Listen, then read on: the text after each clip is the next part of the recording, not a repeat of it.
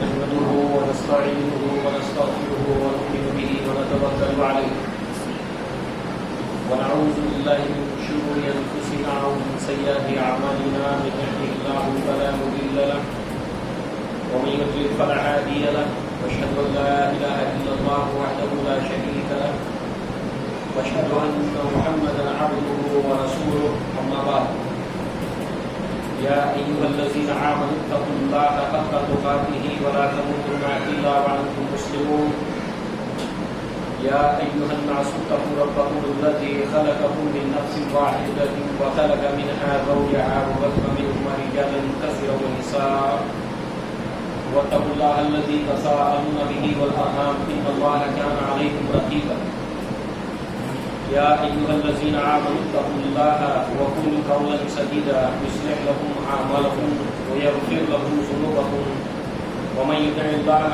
ورسوله فقد فاز فوزا عظيما فإن خير الحديث كتاب الله وخير الهدي هدي محمد صلى الله عليه وسلم وشر الأمور محدثاتها وكل محدثة بدعة وكل بدعة ضلالة وكل ضلالة في النار وقال الله تبارك وتعالى وإذ قال لقمان لابنه وهو يعظه يا بني لا تشرك بالله إن الشرك لظلم عظيم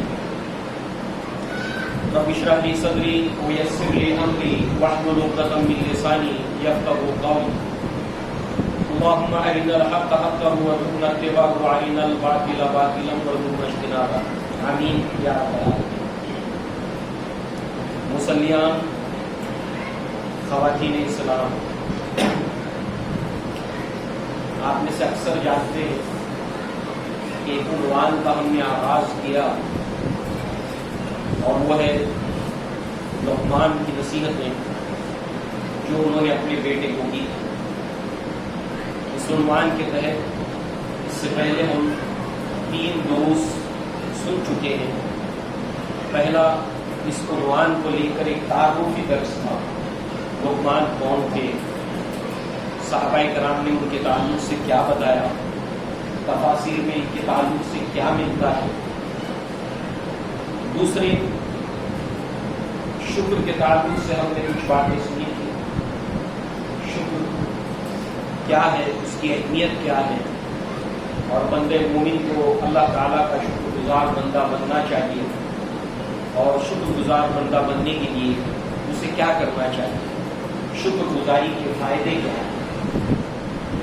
اس کے بعد تیسرا حکمت، وزڈم، عقل مندی، دانائی، اس کے اوپر ہم نے گزشتہ مرتبہ بات کی تھی، اور اس عنوان کا آج کا یہ ہمارا چوتھا درس ہے۔ اس نسبت سے ہم نے جو آیت سنی، ہم راست ہم عنوان کے اوپر آتے ہیں اس میں، وَإِذْ قَالَ لُقْمَانُ لِابْنِهِ وَهُوَ يَعِظُهُ يَا بُنَيَّ لَا تُشْرِكْ بِاللَّهِ إِنَّ الشِّرْكَ لَظُلْمٌ عَظِيمٌ۔ اور جب لقمان نے کہا اپنے بیٹے سے، جب وہ اسے واعظ کر رہے تھے، نصیحت کر رہے تھے کہ اے میرے بیٹے، اللہ تعالیٰ کے ساتھ شرک نہ کرنا، کہ بے شک شرک عظیم ظلم، بہت بڑا ظلم۔ اب اس کی تفصیلات کی طرف ہم بڑھتے ہیں۔ پیچھے نوجوان بیٹھے ہیں، اگر کوئی دقت نہیں ہے تو آگے آئیے، آئیے، مجھے اچھا لگے گا آپ آگے بیٹھے ہیں۔ ٹیکا لگانا ہے تو ٹیکا لگانے کے لیے بھی جگہ ہے ویسے، اور مجھے بھی اچھا لگے۔ تو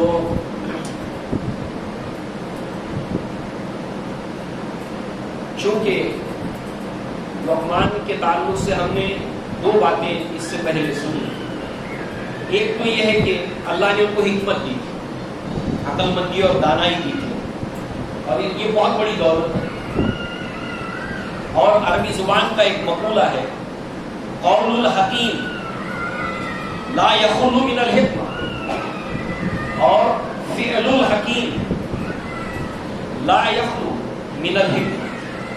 ایک حکیم اور عقل مند اور وائس پرسن، سمجھدار، دور-اندیش، دانا انسان کا جو قول ہوتا ہے وہ حکمت سے خالی نہیں ہوتا، عقل مندی کی بات سے خالی نہیں ہوتا۔ حکیم انسان، عقل مند انسان، دانا انسان، اس کا کوئی بھی عمل، کوئی کام حکمت سے خالی نہیں ہو. وہ بولے گا اس میں حکمت ہو، وہ کچھ کرے گا اس میں حکمت ہو. اب چونکہ ہم تو حکیم کی نصیحت سن رہے ہیں، حکیم لقمان کی کہ جن کو اللہ نے حکمت عطا کی تھی، اب ان کا قول حکمت سے خالی نہیں. ایک بات تو یہ. دوسری بات، اللہ تعالیٰ کے وہ شکر گزار بندے تھے. اس لیے اللہ تبارک و تعالیٰ کا ایک شکر گزار بندہ، اس کی سوچ، اس کے احساسات، اس کا دل، اس کا دماغ، یہ ہمیں معلوم ہوگا. اس لیے کہ عربی زبان کا ایک اور مقولہ ہے، الانسان فی تحت اللسان.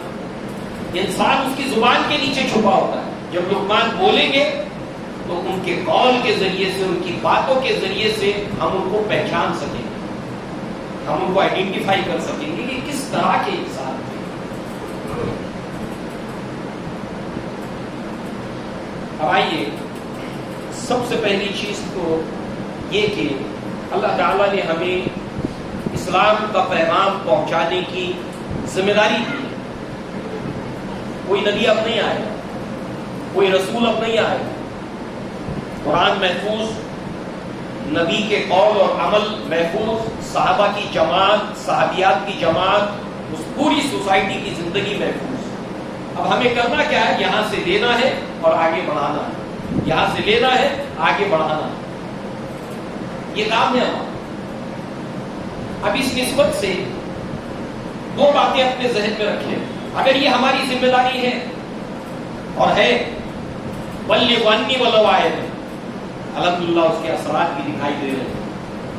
یقیناً یہ آپ لوگوں کی محنت ہے کہ دھیرے دھیرے دھیرے تعداد بڑھتی جا رہی ہے.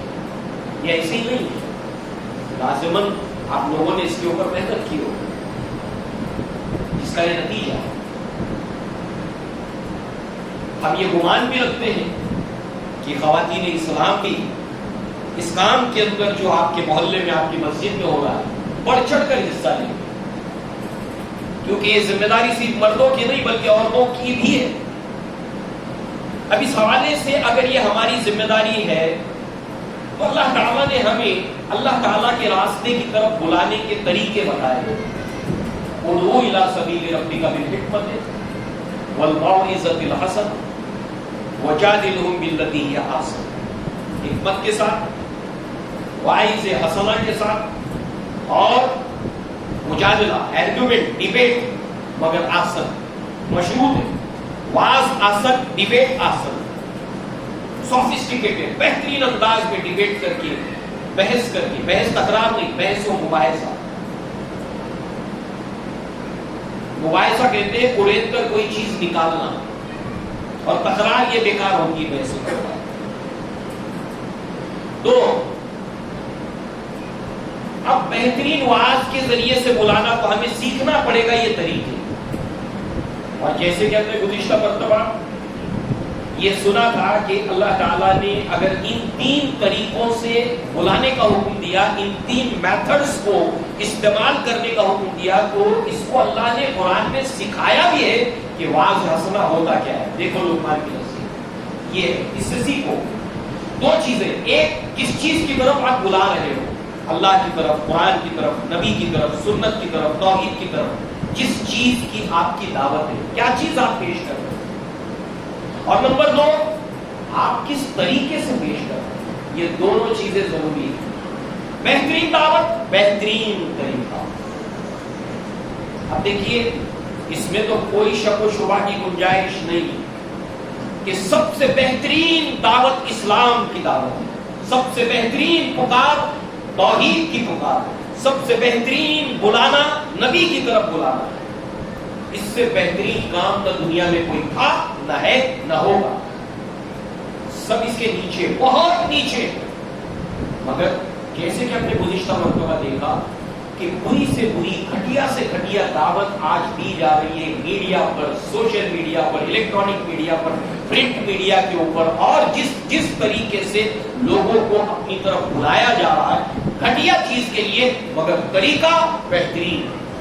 مگر ہماری بدقسمتی یہ کہ دعوت سب سے بہترین اور ہمارا طریقہ وہ اسٹینڈرڈ نہیں، وہ لیول ہم نے مینٹین نہیں کیا. اگر یہ دونوں چیزیں ایک تو ہے آلریڈی، مگر یہ بھی چیز اگر جمع ہو جائے کہ ہم طریقہ بھی وہ اختیار کریں، تو پھر نور علی نور، عبیر بر عنبر، سونے پر سہاگا. اس لیے ہمیں سیکھنا کہاں سے؟ اللہ کی کتاب سے. سیکھنا کہاں سے؟ نبی صلی اللہ علیہ وسلم سے. دعوت جس کی ہم دے رہے ہیں اور طریقہ جس طریقے سے ہم بلا رہے ہیں. لہذا اب آئیے بہترین واعظ کی یہ مثال ہے.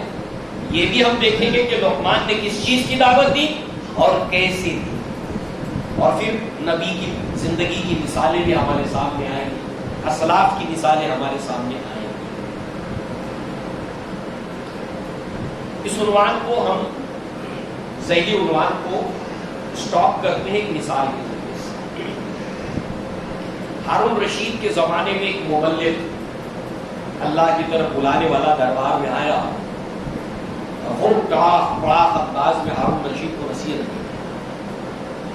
ہارون رشید نے خاموشی سے پوری بات سنی. جب بات ختم ہو گئی تو کہا تمہاری بات ہو گئی سب؟ کہا دیکھو، نہ تم موسیٰ علیہ السلام سے اچھے داعی ہو، نہ ہی میں فرعون سے گیا گزرا ہوں. مگر جب اللہ نے موسیٰ علیہ السلام کو حکم دیا کہ جاؤ، فرعون نے سرکشی کی ہے زمین میں، اور نرمی سے سمجھانا شاید کہ وہ اپنا تزکیہ کرے. سوچیے، سر دھنیے اس بات کے اوپر. کہیں نہ کہیں ہمارا بلانے کا طریقہ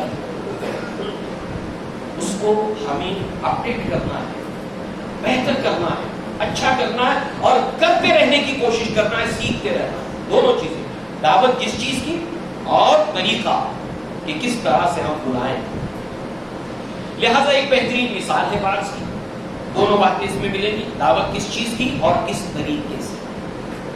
وَإِذْ قَالَ لُقْمَانُ، اور جب لقمان نے کہا لِابْنِهِ، اور بیٹے سے اپنے.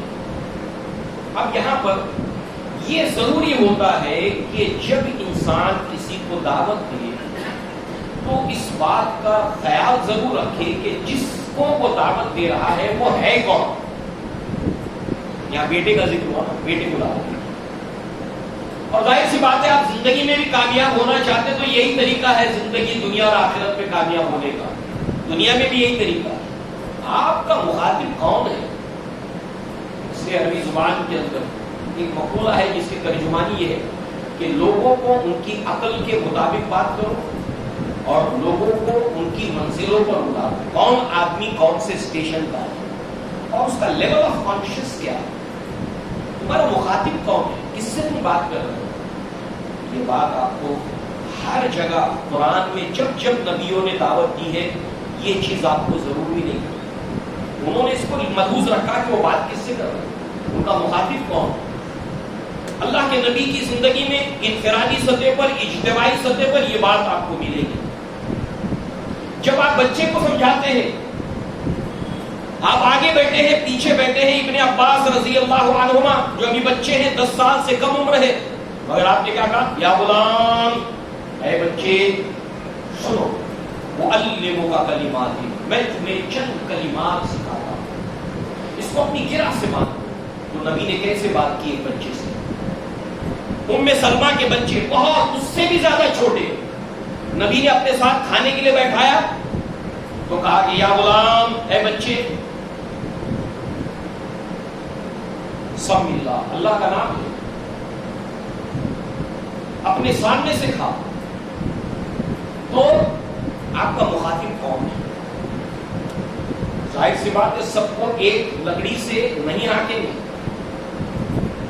اس اعتبار سے یہاں پر ہمیں یہ بھی معلوم ہوا کہ جس سے مخاطب ہے وہ کون ہے؟ ان کا بیٹا ہے. یا بنیا، ہے میرے بچے. اب دیکھیے گزشتہ مرتبہ بھی ہم نے اگلے درس کی آج کی تیاری کے لیے تمہیداً باتیں رکھی تھیں. یہ طریقہ ہمارا ہوگا کہ آگے ہم کیا سننے والے ہیں، اس سے دلچسپی پیدا ہوتی ہے، اس سے انٹرسٹ کریٹ ہوتا ہے کہ اگلی مرتبہ ہم نے کیا سننا ہے. 100 میں نہ صحیح ایک میں تو ضرور دلچسپی پیدا ہوئی کہ ہاں آج ہم یہ سننے والے ہیں. آپ دیکھیے نا خواتین جو ہے وہ سیریلز دیکھتی ہیں نا,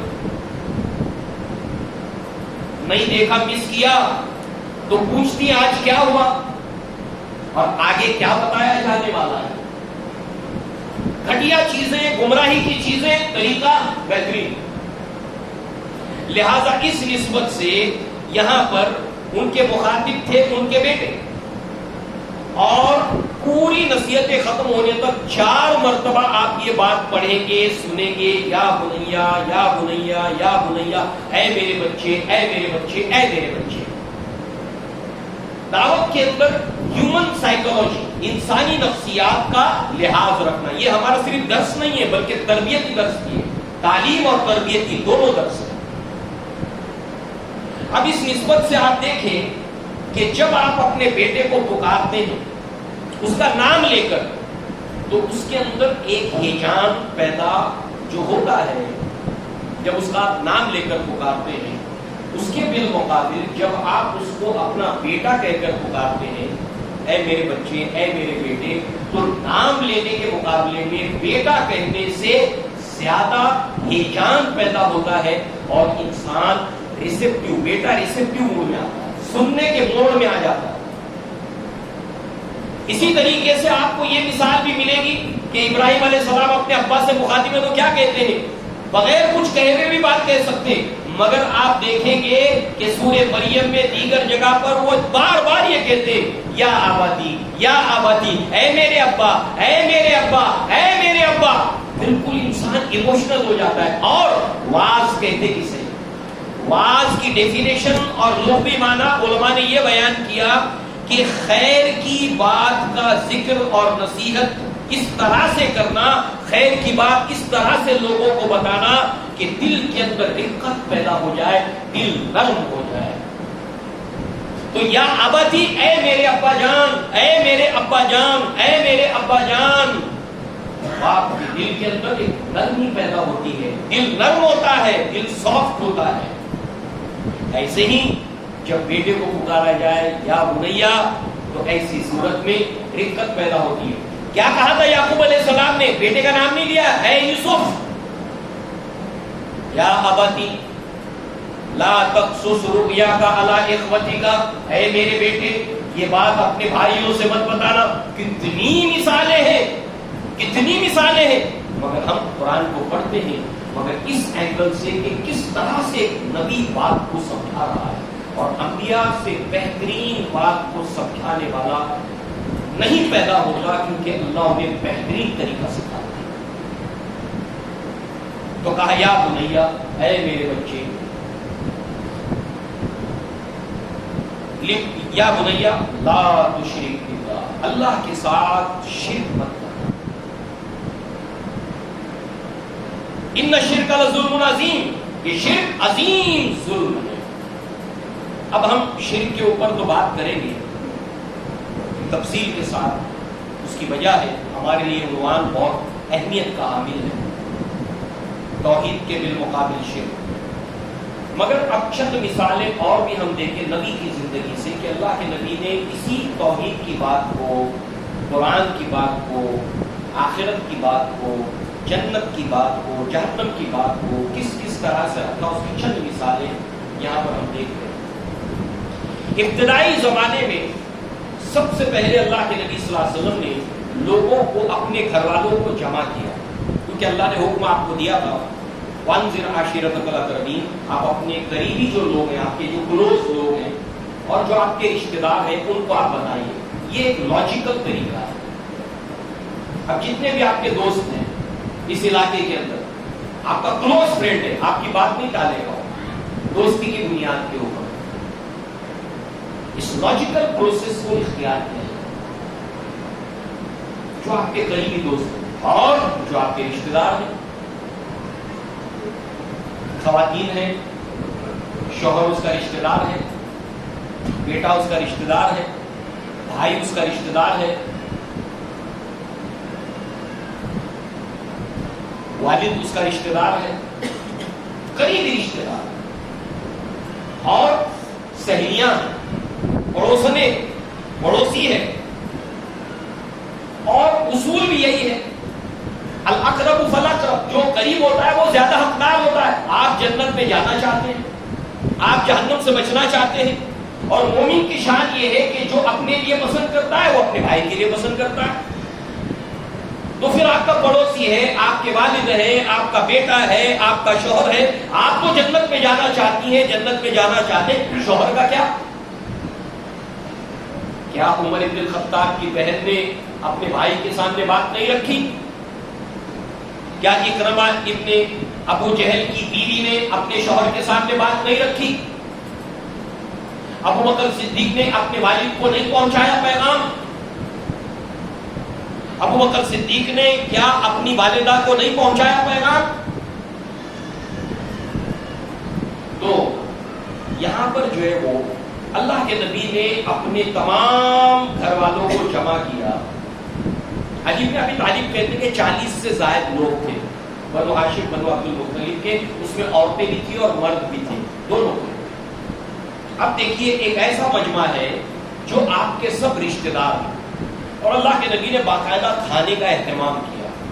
پہلے دن تو ابو لہب نے بات بگاڑ دی، اللہ کے نبی خاموش رہے، اس کی تفصیل میں نہیں جائیں گے، وہ خود اپنی جگہ سیکھنے کی چیز ہے کہ اللہ کے نبی نے جب سب کو جمع کیا تھا بات کرنے کے لیے تو بات نہیں رکھی تھی، بات ختم کر دی، نہیں کی بات پہلے دن۔ دوسرے دن پھر اہتمام کیا، اور دوسرے دن پھر اپنی بات رکھی، اور پہلی بات جو ابو لہب نے پہلے دن رکھی تھی اس کی جڑ کاٹتے ہوئے سمجھیے۔ پہلے دن ابو لہب نے کیا کہا تھا بتایا؟ ابو لہب نے کہا کہ اس کو سود لگ گئی تھی کہ ایسی ایسی باتیں چل رہی ہے مکہ میں اور محمد صلی اللہ علیہ وسلم کچھ بات پیش کر رہے ہیں۔ وہ سارے لوگوں کو مخاطب کر کے کہا اپنے خاندان کے کہ لوگوں، تم لوگ سب سے پہلے یہ حق رکھتے ہو اور میں کہ محمد صلی اللہ علیہ وسلم کو ہم لوگ روکتے ہم ان کو، کیونکہ ان کے دعوت کے نتیجے میں، ان کے اس پیغام کے نتیجے میں سارے قریش اور سارے عرب متحد ہو جائیں گے تمہارے خلاف، اور تم سب کا مقابلہ نہیں کر پاؤ گے۔ اس لیے اگر اپنے خاندان کی بھلائی چاہتے ہو تو سب مل کر روکو۔ اور میں نہیں جانتا کہ بنو ہاشم بنو عبد المطلب میں آج تک کوئی ایسا آدمی آیا ہے ہمارے خاندان میں جس نے اپنے خاندان کو اتنا نقصان پہنچایا ہو جتنا ان کی بات سے نقصان پہنچا۔ بات میں کتنی اپیلنگ تھی آپ سوچیے۔ دیکھیے جب بات پیش کی جائے نا تو کم کر کے نہیں پیش کرنا چاہیے، دشمن کو کم آکلن کر کے نہیں کرنا چاہیے۔ نبی نے کہا نا مجھے چھانٹ چھانٹ کر بدترین جو لوگ تھے وہ دیے گئے، ایک سے بڑھ کر ایک انٹلیکچوئل اور صحیح تھا، ایک سے ایک آئیڈیاز لاتا تھا نبی کو روکنے کے لیے۔ اگر آپ ان کو کم کر کے دکھائیں گے نبی کے سامنے تو نبی کی عظمت، شان اور زیادہ بلند جو ہے اس مقام تک ہم نہیں سمجھ پائیں گے کہ کیسے دھرندر لوگ تھے۔ ایسی بات اس نے فساد اور بلاغت سے رکھی کہ دل اور دماغ نے اس کے اثر کو قبول کیا، اس کی تاثیر کو قبول کیا۔ اس لیے اللہ کے نبی خاموش رہے اور ٹائم کو گین کیا۔ کیوں؟ کسی بھی چیز کا امپیکٹ اور اثر دھیرے دھیرے دھیرے دھیرے کیا ہوتا ہے، کب ہوتا ہے؟ یہ حکمت۔ اللہ تعالیٰ نبیوں کو حکمت دیتا ہے، اور نبی اور حکیم انسان کا کوئی بھی کام اور کوئی بھی عمل حکمت سے خالی نہیں ہوتا۔ دوسرے دن پھر جمع کیا، بات کیا رکھی پتہ ہے؟ اپنی بات کو رکھنے سے پہلے کہا کہ لوگوں تم میرے اپنے ہو، میں تمہارے سامنے ایک ایسی بات لے کر آیا ہوں کہ آج تک اس خاندان میں ایسی بات لے کر کوئی نہیں آیا۔ اگر تم میری اس بات کو مان لو تو عرب اور عجم تمہارا مطیع اور فرمانبردار ہو جائے گا۔ اس بات کو، کل کی بات کی جڑ پہلے کاٹی اور اس کے بعد اپنی بات کو رکھا۔ سیکھیے نبی سے بات کیا پیش کرنا اور کیسے پیش کرنا ہے۔ الحمدللہ ہمارے پاس بہت خزانہ ہے، دنیا تو کنگال ہے اس سے۔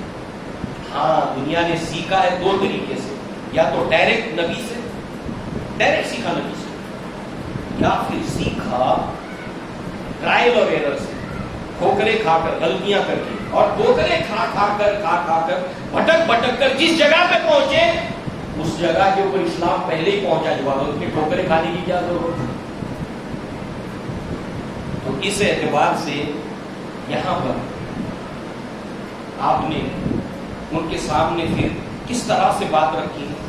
یا صفیہ، اے صفیہ آمت محمد صلی اللہ علیہ وسلم، محمد صلی اللہ علیہ وسلم کی پھوپھی۔ اب چونکہ 40 سے زیادہ لوگ ہیں، ان میں اسپیشل اٹینشن دیا نبی نے، ایک ایک کا نام لے کر۔ وہاں پر اور عورتیں تھیں مگر کیا کہا؟ یا صفیہ۔ اب اتنی بھیڑ کے اندر اٹریکشن، اٹینشن کہ مجھے پکارا جا رہا۔ آمد محمد، رشتے کا بھی ذکر کیا کہ محمد صلی اللہ علیہ وسلم کی پھوپھی، کیونکہ رشتوں کا ذکر کیا جائے تو ایسی صورت میں ایک ہیجان دل میں پیدا ہوتا ہے، اٹینشن اور ہیجان دونوں پیدا کیا۔ لہذا یا صفیہ آمد محمد صلی اللہ علیہ وسلم ان کسی نفسی کی من النار، اپنے آپ کو جہنم کی آگ سے بچاؤ۔ لا یغنی عنک من اللہ شیئا، آخرت کے اندر میں تمہارے کسی کام نہیں آ سکوں گا۔ یا فاطمہ، کیونکہ وہاں پر اور بھی پھوپھیاں تھی آپ کی، ایک ایک کا نام لے لے کر، چچاؤں کا نام لے لے کر، یا عباس، اے عباس محمد صلی اللہ علیہ وسلم کے چچا، یا فاطمہ بنت محمد، اے فاطمہ محمد صلی اللہ علیہ وسلم کی بیٹی، نام بھی اور رشتہ بھی، نام بھی رشتہ بھی، نام بھی رشتہ بھی۔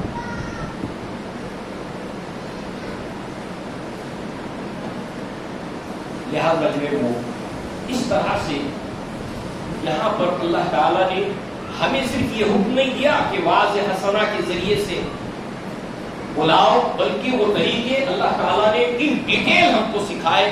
لہذا اس نسبت سے بقول اقبال، نگاہ بلند، نگاہ بلند سخن دل نواز، دل کو موہ لینے والا جو ہے وہ اسلوب اور انداز۔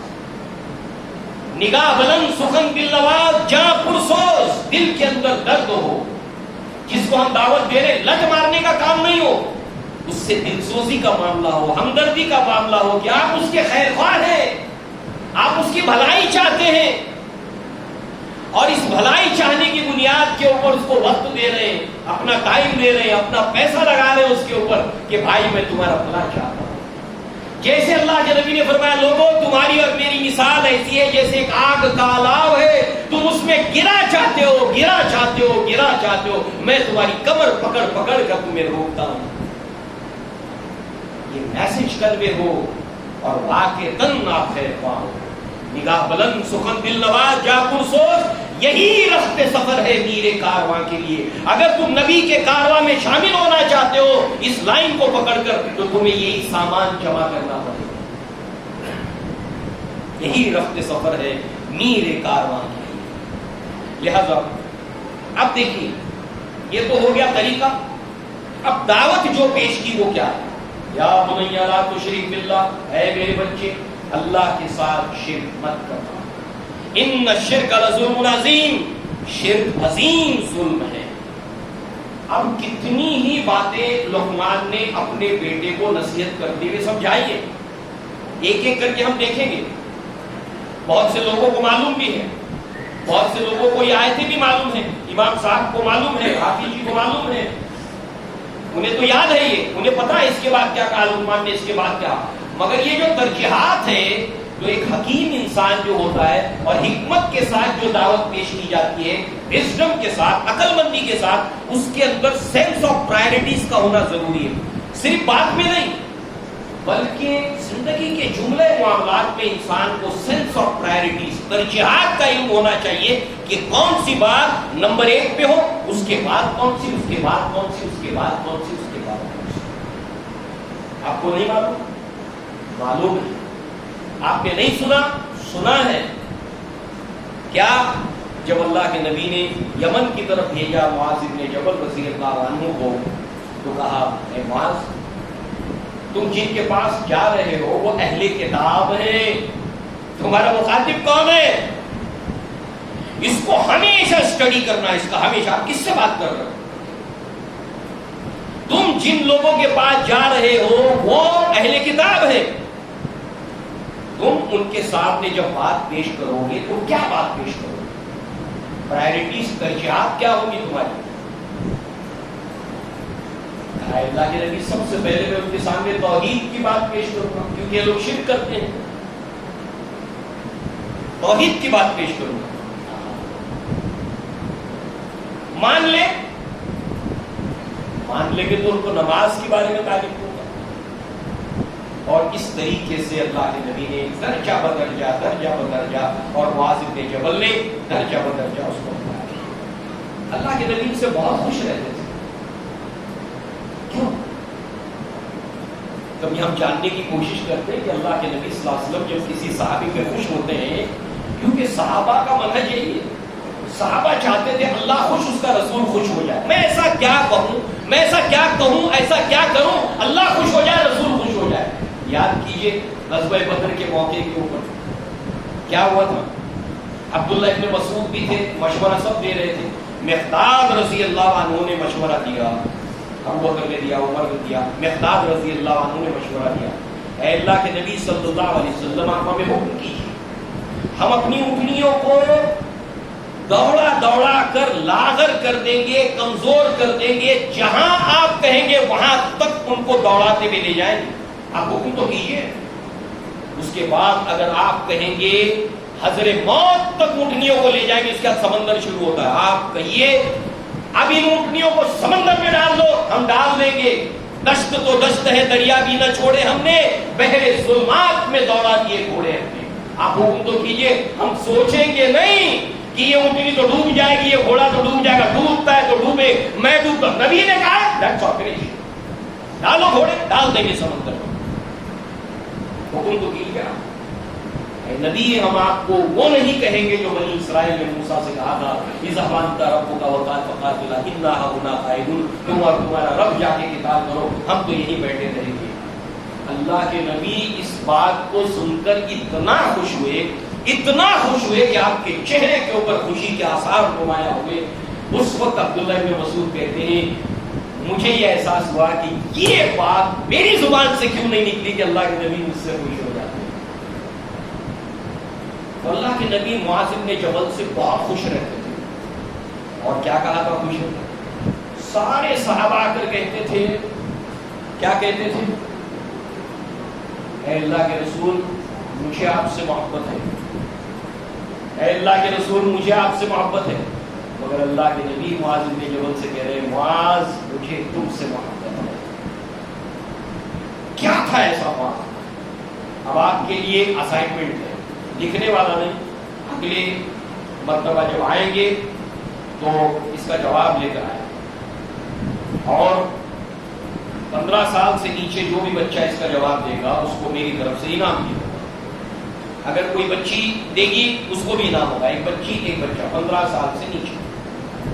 سوال یہ ہے کہ وہ کون سے صحابی ہیں کہ تمام صحابہ نبی سے آ کر کہتے تھے فدا کا ابی و امی یا رسول اللہ، اے اللہ کے رسول میرے ماں باپ آپ کے اوپر فدا، مگر ایک صحابی ایسے جن کو نبی نے کہا کہ فدا کا ابی و امی میرے ماں باپ تم پر فدا ہے، صحابی اگلی مرتبہ لے کر آنا اس کا جواب کون سے صحابی ہیں وہ۔ تو لہذا یہاں پر اللہ کے نبی صلی اللہ علیہ وسلم نے کہا کہ معاذ وہ اہل کتاب ہیں، تم ان کے سامنے بات کو کس طرح پیش کرو گے؟ ترتیب بتائیں، بہت زبردست صحابی تھے معاذ بن جبل۔ آپ یقین جانیے جب اللہ کے نبی کو محبت ہے تو کچھ تو بات ہوگی نا، کچھ تو بات ہوگی۔ واقعتاً جب آپ ان سے بارے میں جیسے ہی جاننا شروع کر دیں گے اللہ کی قسم آپ کو محبت ہو جائے گی۔ ایک دلیل دوں آپ کو، ایک صحابی نے دیکھا نہیں تھا، تابعی نے دیکھا نہیں تھا معاذ بن جبل کو، دیکھا نہیں تھا، صرف سنا تھا معاذ کے بارے میں، معاذ رضی اللہ عنہ، دل میں محبت پیدا ہو، سامان سفر مانگا خاص ملنے کے لیے۔ آپ کو معلوم ہے نا 7 لوگوں کو اللہ عرش کے سائے میں جگہ دے گا، اس میں ایک ملتے ہیں تو اللہ کے لیے، اور کوئی غرض نہیں۔ ہمارا معاملہ کیا ہے؟ ایمانداری بھی ہو جائے گی، رشتہ داری بھی ہو جائے گی، اور لگے ہاتھ یہ کام بھی کر کے آ جائیں گے. لگے ہاتھ کچھ نہیں، صرف ملنے کے لیے. ہم لوگ لگے ہاتھ بہت سارے کام کرتے ہیں. صحابہ کا طریقہ یہ ہے کہ وہ خاص کرتے تھے، لگے ہاتھ نہیں کرتے. اس میں خلوص ہوتا ہے. لہذا جو ہے وہ ملنے کے لیے چلے آئے. اب مدینہ تو پہنچے، معلوم نہیں کون ہے، صحابہ کا جمع غفیر ہے. الحمدللہ کیا انہوں نے اتنے صحابہ کو دیکھا مسجد کے اندر کافی بھیڑ بھاڑ ہے. کچھ لوگ کسی ٹاپک کے اوپر مذاکرات کرتے ہیں، بات چیت کرتے ہیں، بحث و مباحثہ ہو رہا ہے. ہوتے دیکھتے ہیں کہ نتیجے پہ نہیں پہنچ رہے، رزلٹ نہیں نکل رہا. تو سب کے سب اٹھ کر ایک آدمی کونے میں بیٹھا اس کے پاس جاتے ہیں، اس کے پاس اپنا میٹر رکھتے ہیں. وہ اس طرح سمجھاتا ہے کہ سب مطمئن ہو کر آ کر بیٹھ جاتے ہیں. پھر دوبارہ وہی بحث ہو جاتی ہے، پھر جاتے ہیں، پھر سیٹسفائیڈ ہوتے ہیں. یعنی اتنے یہ آپس میں مذاکرے کے نتیجے پہ نہیں پہنچ رہے، مگر جب اس شخص کے پاس جاتے ہیں تو پھر وہ سیٹسفائیڈ ایسا کرتا ہے کہ مطمئن ہو کر آ جاتے، ان کی بحث ختم ہو جاتی ہے، جواب مل جاتا ان کو. حیران ہو گئی کون آدمی ہے. لوگوں سے پوچھا یہ کون سا ہے؟ کہا کہ معاذ بن جبل. کہا کہ وہ تو ملنے کے لیے آیا تھا مگر اب مسجد میں بھیڑ بہت ہے، ارادہ کیا کل صبح سب سے پہلے مسجد میں فجر کی نماز میں حاضر ہو جاؤں گا، تو تھوڑا بھیڑ بھاڑ بھی کم ہوگی، تو ملاقات ہوگی، اس وقت بات کروں گا. سمجھتے کیا بھیڑ بھاڑ میں کیا بات کرنا، اتنا اچھے سے بات نہیں ہو پائے گی، اتنی دور سے خاص ملنے کے لیے آیا ہوں تو عام بات ہو جائے گی، تھوڑا خاص ہونا چاہیے، اسپیشل ہونا چاہیے. اب ہوا ہے کہ دوسرے دن مسجد میں داخل ہوا. ارادہ کیا تھا کہ کل صبح مسجد میں پہلا داخل ہونے والا شخص میں رہوں گا. ارادہ یہ ہوتا ہوں داخل. اب داخل ہوتے تو پہلے سے ایک آدمی بیٹھا ہے، نمبر مس ہو گیا. قریب جا کر دیکھتے تو معاذ بن جبل. اللہ کے نبی کو ایسی محبت ہے کیا؟ صحابہ سے ہم کو محبت ہونی چاہیے، اور محبت ایسے ہی زبردستی پوچھنے والی چیز نہیں ہے. ایسے ان کے بارے میں جاننے سے محبت پیدا ہوتی ہے کہ یہ ہیرو بن کر ہمارے دل دماغ میں بیٹھ جاتے ہیں، چھا جاتے ہیں. ان کو بٹھانا ہے اپنے بچوں کے دلوں میں، صحابیات ان کا سکہ بیٹھانا ہے اپنی بچیوں کے دلوں میں. محنت کرنی پڑے گی، مجھے آپ کو، ہم سب کو محنت کرنی پڑے گی. اپنا تھوڑا وقت لگانا پڑے گا، اپنا تھوڑا پیسہ لگانا پڑے گا. کیا عجب کہ اللہ تعالیٰ ہمیں ہمارے کہنے سے اللہ کسی کو ہدایت دے دے. ہمارے لیے سرخ سے زیادہ جو ہے وہ یہ ٹھیک ہے، ہمارے اختلاف ہیں، جھگڑے ہیں، کہاں نہیں ہیں، مگر پرائرٹیز کے اندر ہمارا بڑا فائدہ اسلام کے اندر ہے. باقی میرا اپنا پرسنل، آپ کا اور میرا میٹر ہے، میرا پرسنل ہے نا، میں کیا کو لے کر بیٹھ جاؤں اس کو. مطلب یہ ہے کہ میں بیڑی پینے کے لیے پوری بستی کو پھونک ڈالوں، میری اپنی چھوٹی حقیر دشمنی کے لیے میں اسلام کا نقصان کروں. میری تمہاری دشمنی باقی رہے گی، مگر جہاں اسلام کا فائدہ آئے گا میں اپنی دشمنی کو کچرے کے ڈبے میں ڈال کے آؤں گا. جب اسلام کی بات آئے، جب نبی کی بات آئے، جب قرآن کی بات آئے گی، اللہ کی قسم میں تمہاری اور میری دشمنی کو ڈال کر ٹوکرے میں ڈال دوں گا، کچرے کے ڈبے میں ڈال دوں گا. پھر دیکھیے اللہ تعالیٰ ہمارے دلوں کو کیسے ملائے گا، ہماری دشمنیاں کیسی ختم کرے گا. لہذا جو ہے وہ کہا کہ میں سفر کر کے آیا ہوں، اتنا دور سے آیا ہوں خاص آپ سے ملنے کے لیے. معاذ بن جبل نے فوراً اللہ کے نبی صلی اللہ علیہ وسلم کی اس حدیث کو سنایا. عرش کے سائے میں اللہ تعالیٰ چڑھا گیا. ایز پر سبجیکٹ ٹاپک تمہاری سچویشن پوری اس کے اوپر یہ حدیث فٹ بیٹھتی ہے، اس کے اعتبار سے حدیث سنا. اس کے لیے آئے ہو نا، یہ خوشخبری لیتے جاؤ، نبی کا پیغام. تو بڑے جلیل القدر صحابی تھے معاذ بن جبل رضی اللہ عنہ. الحمدللہ زبردست. اللہ کے نبی نے یمن کے ایک حصے کا گورنر ان کو بنایا تھا، اور ایک حصے کا گورنر اس کو بولے کسی کو معلوم. یمن کے دو حصے، دوسرے حصے کا ابو موسیٰ اشعری رضی اللہ عنہ. اب چلیے، لقمان نے کہا کہ اے میرے بچے اللہ کے ساتھ شرک مت کرنا. اب ترجیحات کے اندر نمبر 1 کے اوپر رکھا شرک کو. اب آپ دیکھیے حکیم انسان کو ہمیشہ پرائرٹیز جو ہے وہ اس کی پہچان ہوتی ہے، کب کون سا کام کس وقت کرنا ہے، مقدم اور مؤخر، کون سا کام پیچھے ڈالنا ہے، کون سا کام آگے رکھنا ہے. یہ سینس آف پرائرٹیز حکیم کا خاص شخصیت کا حصہ ہوتا ہے. لہذا اللہ کے نبی صلی اللہ علیہ وسلم سے عبداللہ ابن مسعود نے سوال پوچھا، اے اللہ کے نبی سب سے بڑا گناہ کون سا ہے؟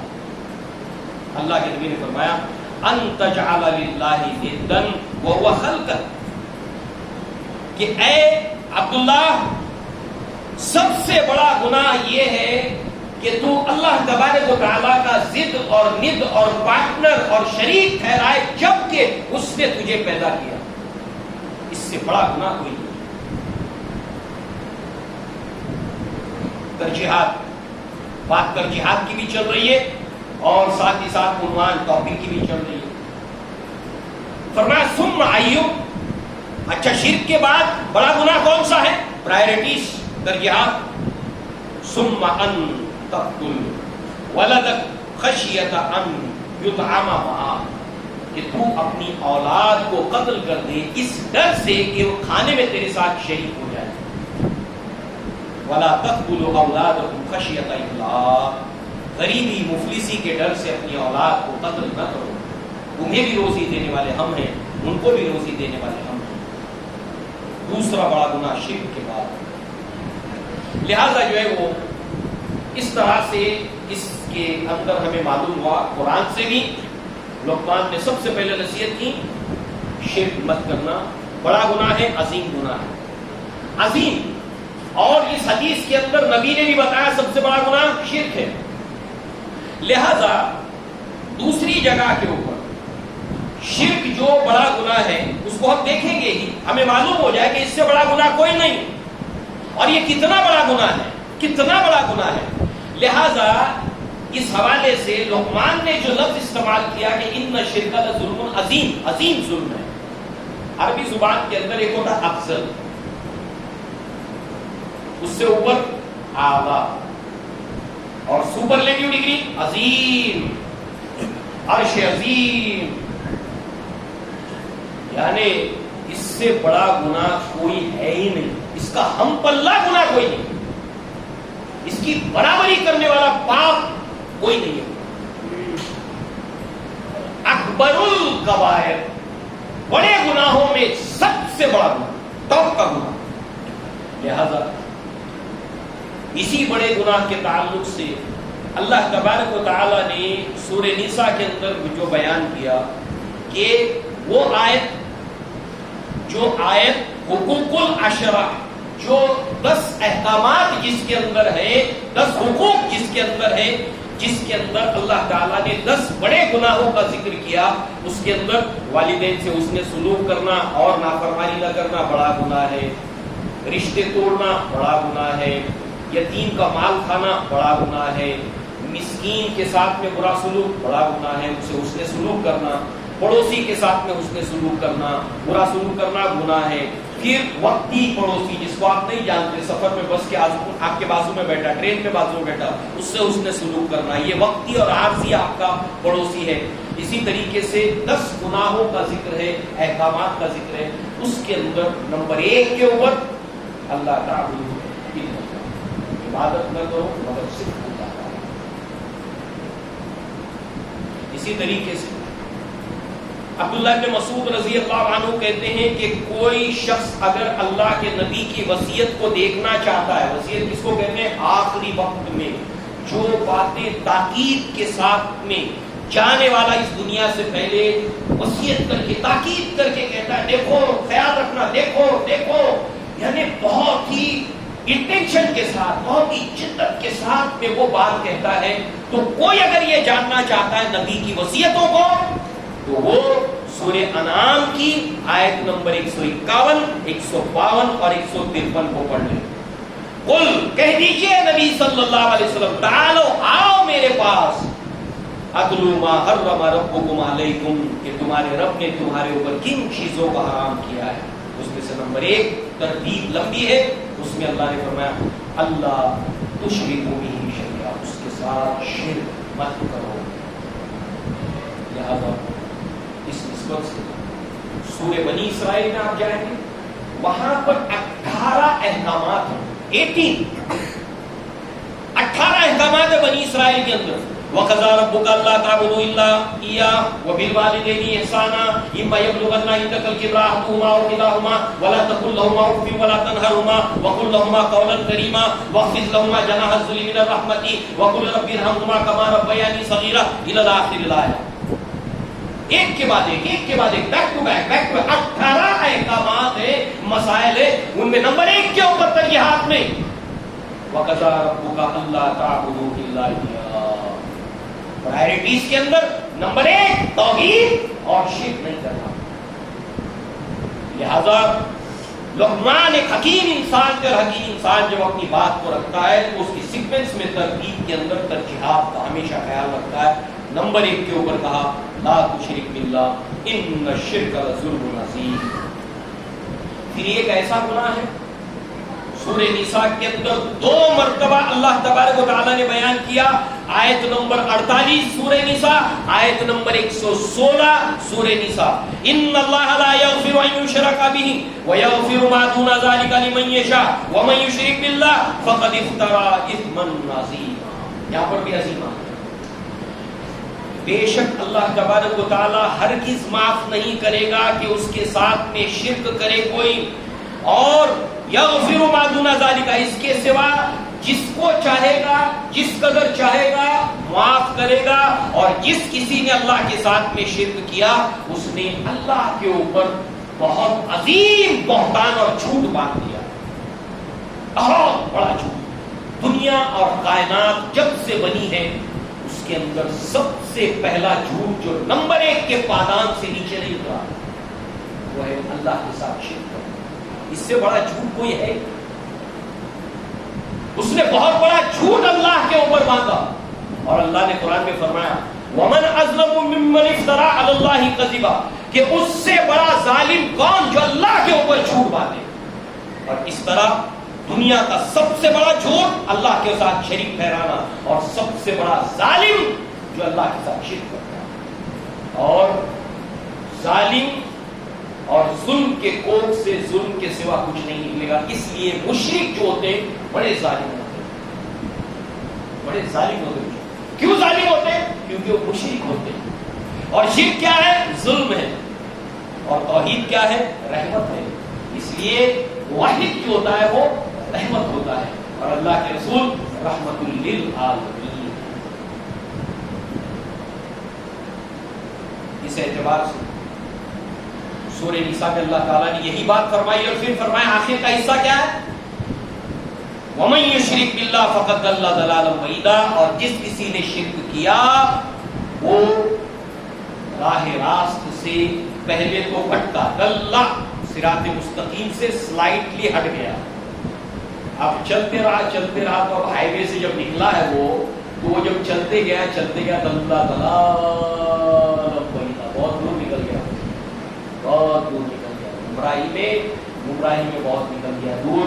یعنی مشرک کی دوسری بات یہ ہوتی ہے کہ وہ گمراہی میں بہت دور جا پڑا ہوتا ہے. لہذا شرک ناقابل معافی گناہ, اس کے سوا ہر گناہ قابل معافی ہے, اگرچہ وہ کبیرہ کیوں نہ ہو قابل معافی ہے. اللہ جس کے لیے چاہے گا معاف کر دے گا, جس قدر چاہے گا معاف. اس کا مطلب یہ نہیں سمجھنا چاہیے اوپن لائسنس مل گیا, مگر سمجھنے کی بات یہ کہ ہر گناہ قابل معافی ہے, شرک ناقابل معافی نہیں معاف کرے گا.